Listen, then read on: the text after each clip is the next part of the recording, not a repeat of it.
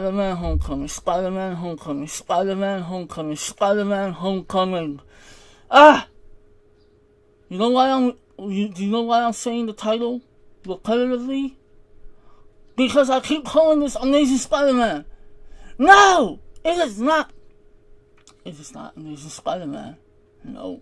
Spider-Man Homecoming.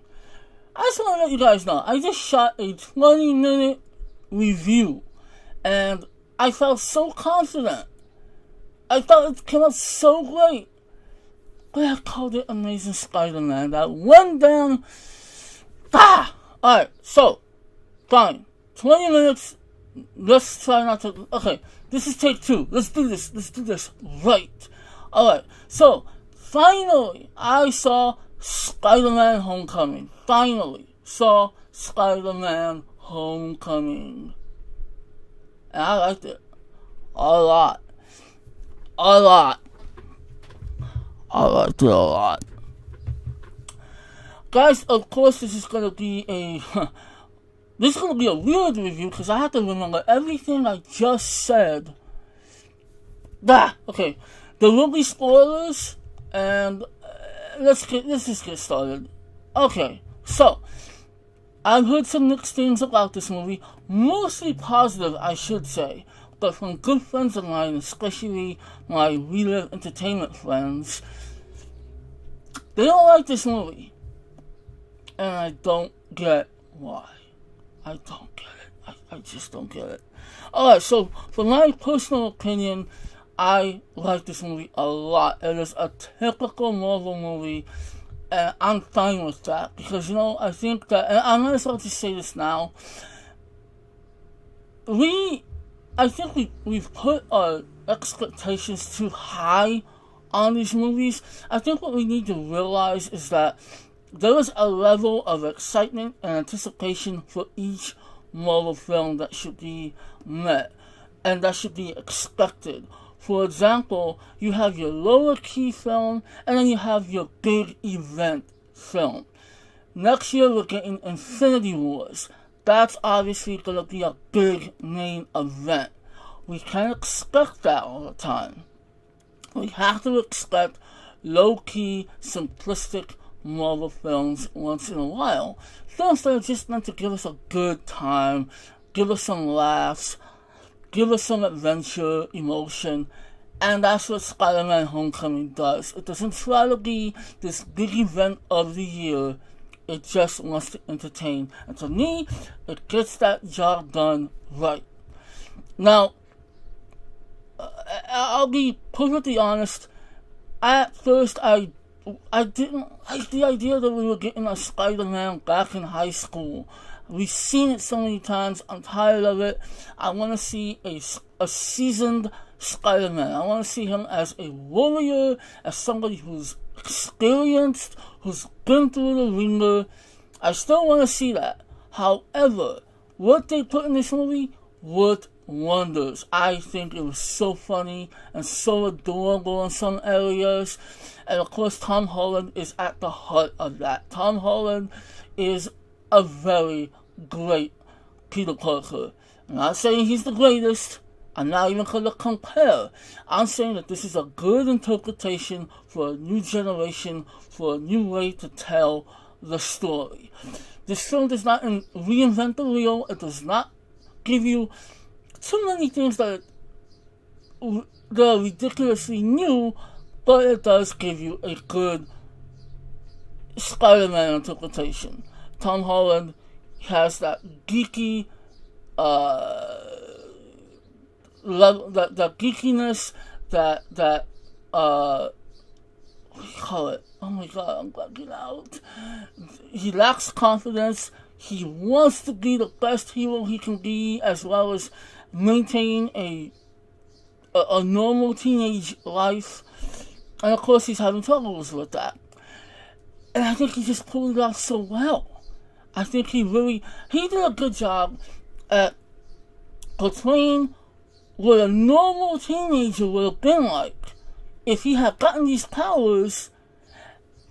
He played it to a very good realistic standpoint, and he also played it faithfully to what we've seen from past Spider-Man incarnations from film and comics, so it worked on both levels. His friends are funny. I like his friends. I like the supporting cast.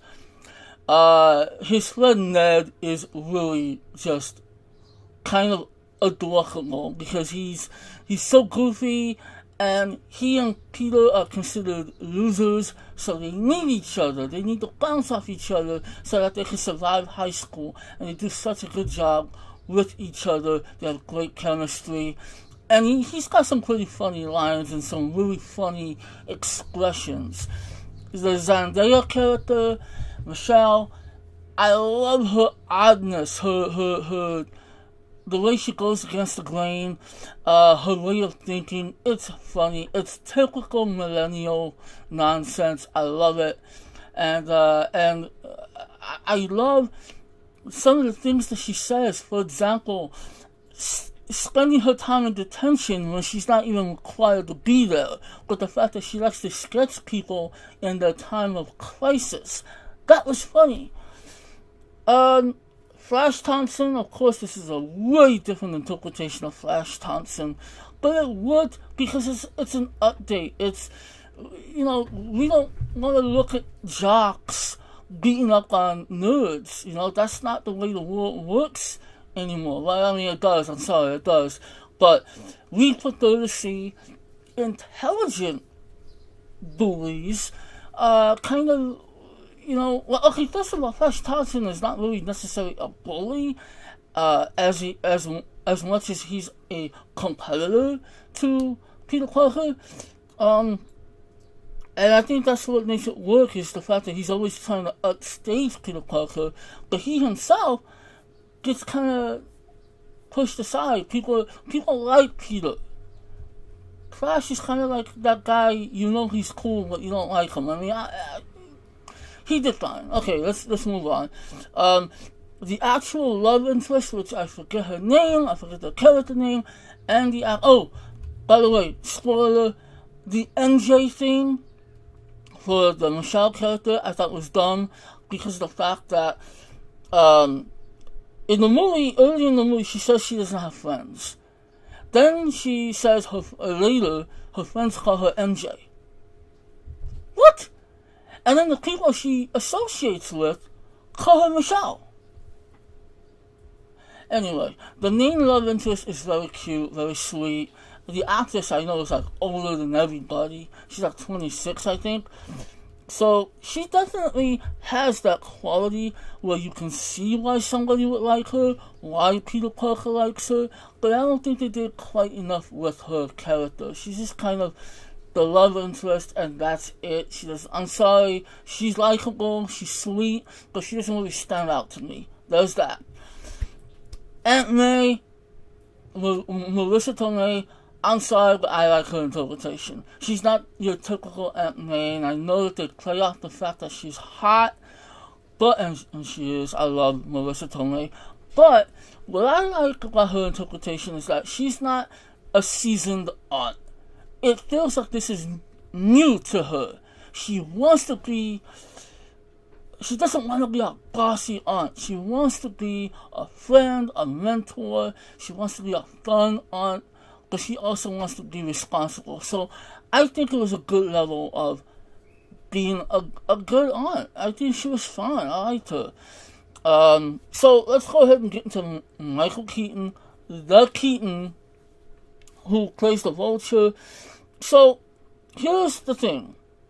First of all, I love Michael Keaton. I call him the Keaton, and I think he did a great job. I love his performance. I love his presence. And his motivations are basic, but it works. He lost his contract. I love the fact that he was part of a cleanup crew that was supposed to clean up after a superhero battle. But he lost that contract with the city. Tony Stark,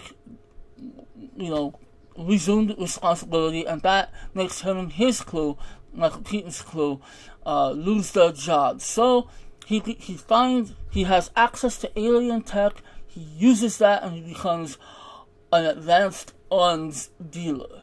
It's a basic premise, a basic setup, but it's fine. It works. And Michael Keaton does a great job at it. But here's the thing. I will very much admit that, once again, the villain aspect is not great in yet another Marvel movie. Very two-dimensional, basic. It's just, he's a plot point for the most part. But that's just it. I think we just gotta stop hoping for a great villain. I mean, we shouldn't stop. We shouldn't have to. But I think we have to come to terms with the fact that the majority of the audience wants to be on the journey on the good side. We want to see the superhero thrive. We don't really want to see the villain. I mean, I do. But I'm saying that I think the majority of people want to spend time with the hero. So until we can make a movie about the villain, which, Venom, I'm looking at you, that's going to be the only time we're going to get a truly great villain in a movie. I'm just saying. I know that there's room to give us a good villain, but I feel like it's just not going to happen. Whether it's Marvel or DC, the villains are always going to be weak in comparison to the hero. Still, Michael Keaton rocked it, and here's what I liked. There's one thing I dislike and I liked. This is where the movie slightly falls apart. So here's the spoiler territory. Michael Keaton ends up being the father of the love interest, the girl that Peter likes. He's going to take her to the homecoming dance. He goes to her house, and there it's revealed that Michael Keaton, the bad guy, is the father. Very convenient, guys. Very convenient. So I kind of dislike that. I kind of dislike that the Michael Keaton character didn't have to do his research. The information was given to him unwillingly by his daughter on the way to the dance. And it was like, this is too convenient. But at least Michael Keaton went into Keaton mode. I love how he's listening and he's like, really? Like, he's gathering that information, he's putting it together. I did like that. And then when he threatens Peter, he just casually pulls out his gun, he postures it, and he's like, stay out of my business, kid. Thank you for saving my daughter, but stay out of my business or I'm gonna kill you. That was awesome. Even though it was brought to us with a convenient way of doing things, he rocked it. Michael Keaton did a great job on that aspect. So let's go ahead and let's speed this up. I'm tired of people saying that this is an Iron Man movie. My friends are saying that, and it's like, no, it's not. It is a Spider-Man movie. Spider-Man, in this interpretation, looks up to Tony Stark, the leader of the Avengers. That's it. Robert Downey Jr.'s cameos, his appearances are great, but they're not. Jon Favreau's Happy is in this movie more, which I like, by the way. I thought that was great. But we have got to stop saying that this is an Iron Man movie. No, it's not. Now, since it is a Spider-Man movie, and it is Spider-Man new to his powers, new to his advanced suit that Tony Stark gave him, which I personally like. I know some people are complaining that there's not Spidey sense. Yeah, I would like some Spidey sense thrown in there, but I do like his suit. I think it's really cool. And in the current slate of comics, his suit is high-tech. So I kind of like that they threw that in there. But he's still learning how to do things, and I love how he's learning how to use his web shooters. There's various web shooting types, and I thought that was really cool. It was enjoyable. So, I will say though, there's not a whole lot of amazing action in this movie, but for what's there, I thought was good. I thought it was fun. It was a adventurous little thrill ride. And I liked that things weren't necessarily easy for Peter Parker. So I dug that. So, I mean, I guess that's kind of a drawback, is that this is not filled with a lot of action, but Spider-Man is not really about major action. It's about character development. It's about him trying to do the right thing, even if he kind of fails at it at first. Couple of other things. Those Captain America PSAs, oh god, those were funny. Those were stupid funny. Joaquin Woodbine, I know that you probably don't know who Joaquin Woodbine is. I love that actor. I'm glad he's like kind of getting more work. He was great in the 90s, then he kind of took a hiatus and now he's coming back. The fact that he's going to be the Shocker, that's great. I like that actor. I like that Donald Glover was in this movie. He was funny with what he was given. Well, not funny, but he's that typical Donald Glover character that is just likable. There's a lot of good humor in this movie, guys. I mean, look, it may not work for some people, but there's a lot of millennial humor, and I think it's fun. I think it's great, and I love. So I enjoy everything in this movie. I didn't love everything, but I enjoyed this movie to a high degree. So I'm gonna give Spider-Man Homecoming, I got it right, Spider-Man Homecoming, a 4 out of 5. Because I just think it was just a really fun experience, and I'm happy with what I got. Okay, guys? So thank you for watching or listening. I appreciate it. I know this went on long, but it's shorter than my last take. I'm telling you that right now. Let me know what you thought of the movie. I had to say how much I liked it. And if you don't like the movie, I honestly don't understand you. Well, maybe it's time for you to start watching comic book movies. I'm just saying. I say that with love. Maybe you just need to walk away. I'm out.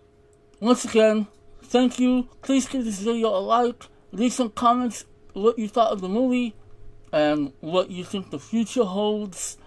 And that's it. I'm gonna go now. It's time. I gotta go. Alright, guys. Peace out. What's up?